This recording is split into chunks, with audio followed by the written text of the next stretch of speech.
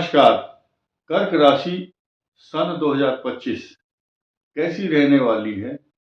राहु की पोजीशन, इस राहु की पोजीशन के लिए स्पेशल कर्क राशि के लिए अलग से वीडियो इसलिए बनाना जा रहा है क्योंकि नए नए समीकरण कर्क राशि को क्या क्या बेनिफिट देने वाले हैं, यहां मैं सबसे बड़ी चर्चा वो करने वाला हूं जिसको आपने कभी सोचा भी नहीं होगा, जिसकी परिकल्पना आपने नहीं की होगी और कोई भी नहीं कर सकता। रीजन क्या है?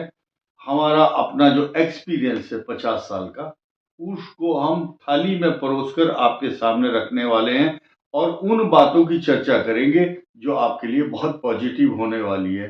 कर्क राशि पर वर्तमान समय में मंगल चल रहा है गोचर में, तो आपके लिए इस समय उस मंगल को मैं आपके समक्ष यहां स्थापित करता हूं। मंगल का और चंद्रमा का महालक्ष्मी राजयोग, ये स्थिति 2 अप्रैल तक बनती रहेगी। कारण क्या है? हर 27 दिन के बाद चंद्रमा यहां पर गोचर करता है और मंगल के साथ उसका परिभ्रमण होगा। अगर गोचर भी नहीं करता है तो भी चंद्रमा जो है, चंद्रमा की राशि में मंगल का नीच राशि में होना क्या सकारात्मक परिणाम देता है, इस पर एक बुक लिखी जा चुकी है पहले। अब हम उस पर भी बात करेंगे।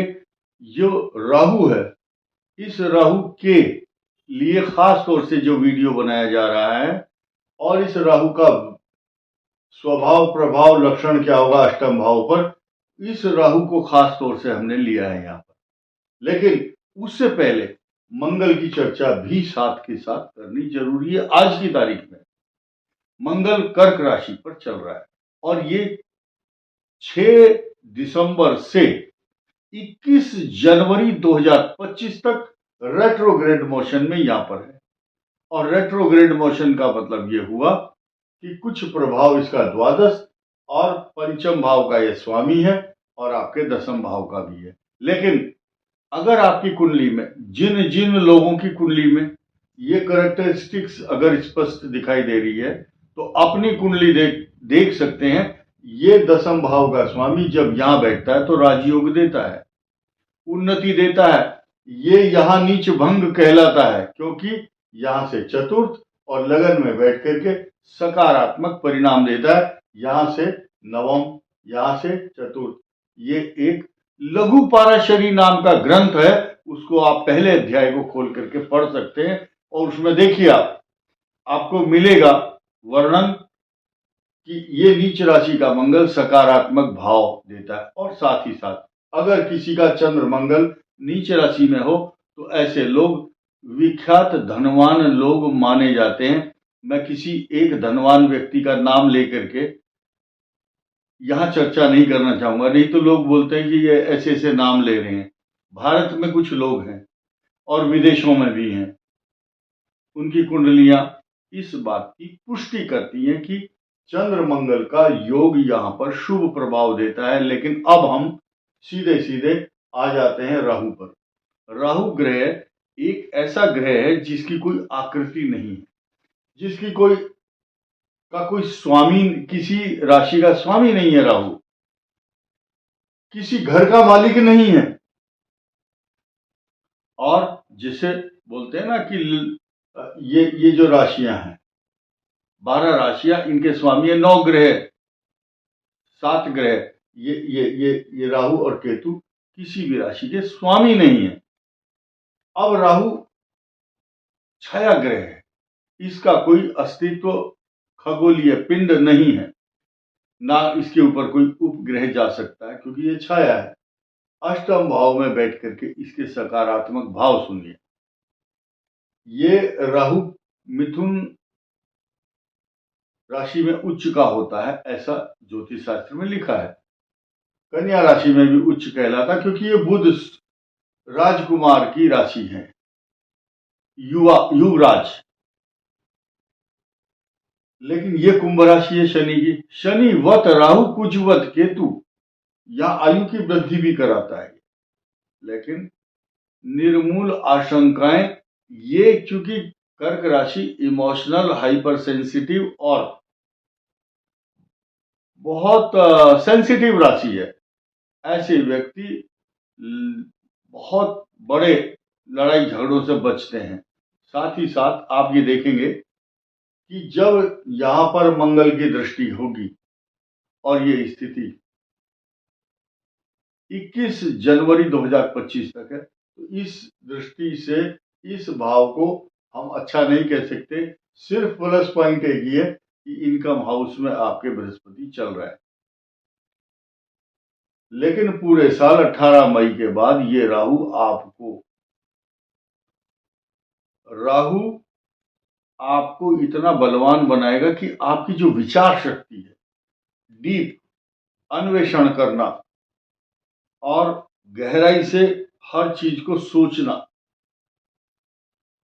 गंभीर चिंतन और मनन करना, अपनी योजनाओं को अंतिम रूप देना, ये सामान्य बात नहीं है। इस संसार के अंदर राहु के अच्छे परिणाम कुंडली के अंदर, जिनका अष्टम राहु या अष्टम केतु होगा, वो उतने ही मनीषी, बुद्धिमान, दूरदर्शी और ज्ञानी, विचारशील कहलाएंगे। केतु का और राहु का यहाँ पर अच्छा प्रभाव माना गया है।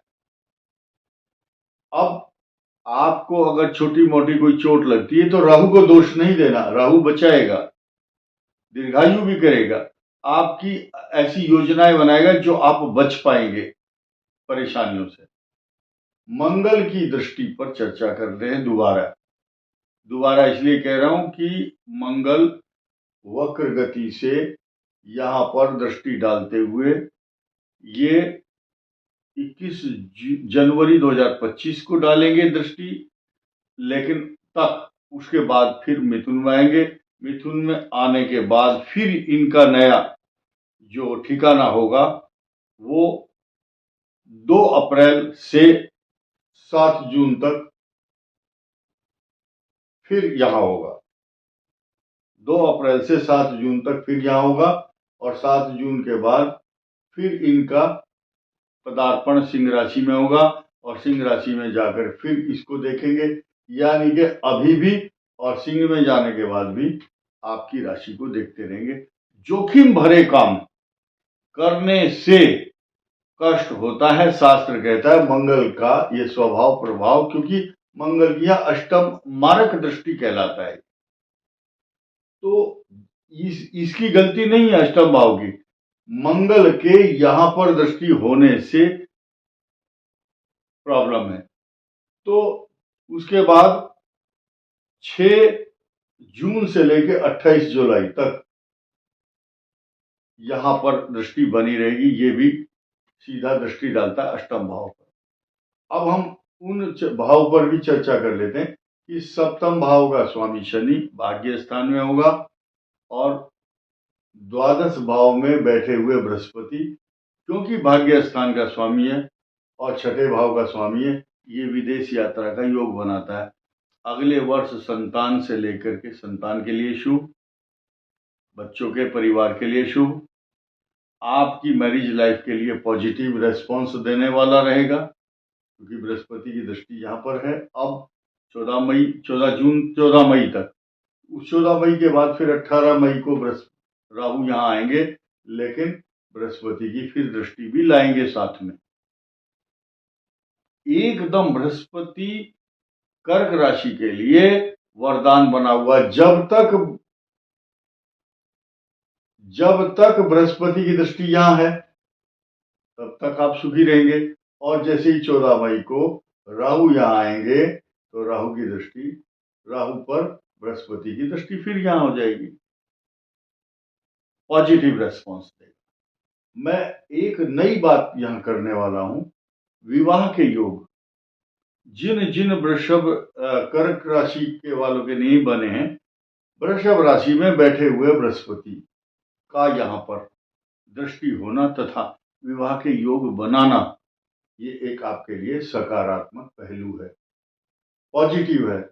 और नया समाचार, नए समीकरण और नई सूचना क्या है, ये सारे ग्रह जितनी अब तक मैंने बातें की है, अगर किसी को इन पर कोई संदेह है तो हो, कोई बात नहीं, लेकिन अब मैं ऐसी बात बताने वाला हूं, ये ग्रह अगर कष्ट भी दे रहे हों तो सन 2025 में 30 मार्च 2025 के बाद कर्क राशि के लिए चांदी के पाए पर शनि यहां पर जब प्रवेश करेंगे, कर्क राशि की जो चांदी है अगले साल 2026 और 2027 तक सकारात्मक पॉजिटिव रहने वाली है। लोग आपको बोलेंगे कि आपकी तो चांदी हो गई है। जितना कष्ट, जितनी प्रताड़ना, जितना टॉर्चर आपको पिछले 2.5 ईयर में शनि की ढैया के कारण प्राप्त हुआ है, उससे कई हजार गुना सुखद वर्ष 2025, 2026, 2027 रहने वाला है, क्योंकि ये 30 महीने के लिए शनि आपको चांदी के पाए पर इतना सुख देगा कि आप पिछले दुखों को भूलने पर मजबूर हो जाएंगे। इस वीडियो में इतना ही। धन्यवाद। नमस्कार।